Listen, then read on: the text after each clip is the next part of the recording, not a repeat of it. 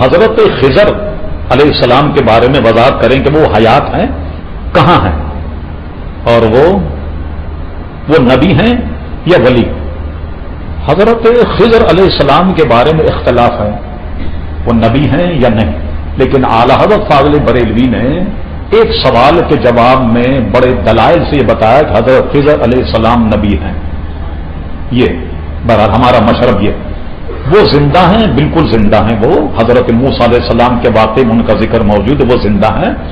اور بلکہ میں ایک واقعہ جو ہے وہ بہت پرانا ہے، اس دور کا بتا دوں۔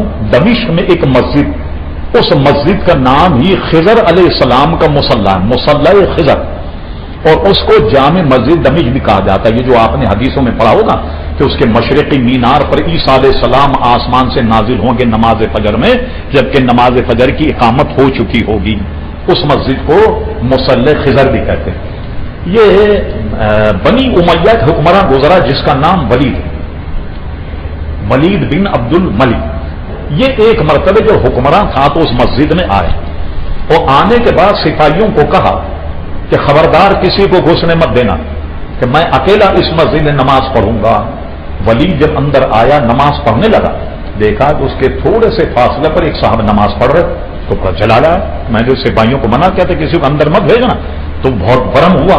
خیر نماز وغیرہ سے فراغت کے بعد وہ بزرگ تو نظر نہیں آئے، سپاہیوں پر برہم ہو گیا کہ تم کو میں نے کہا تھا کسی گھسنے تم نے روکا نہیں، تم نے گھس۔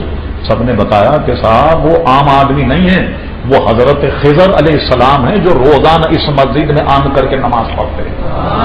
تو اس طرح وہ آتے بھی ہیں، مختلف جگہ نماز بھی پڑھتے ہیں، اور بزرگان دین نے ان کی زیارت بھی کی ہے۔ میں نے حدیث کی کتابوں میں تو نہیں پڑھا، مشائخ سے میں نے سنا کہ وہ کسی کو مل جائے اور مسافہ کرے تو کہتے ہیں کہ ان کے یہ انگوٹھے کی ہڈی جو ملائم ہے، جیسے ہمارے انگوٹھے کی ہڈی میں ہڈی ہے نا، یہ بھی مشائخ میں سے بعض کا قول ہے، کوئی حدیث تو نہیں ہے یہ، کہ ان کے یہ جو انگوٹھا ہے یہ ملائم ہے۔ اور وہ عموماً عام بزرگان دین سے کئی حکایتیں موجود ہیں کہ بزرگان دین سے ملے، وہ حرم شریف میں ملے، اور وہ یا مدینہ منورہ مسجد شریف میں بھی وہ ملے، کئی بزرگان دین سے ان کی ملاقاتیں بھی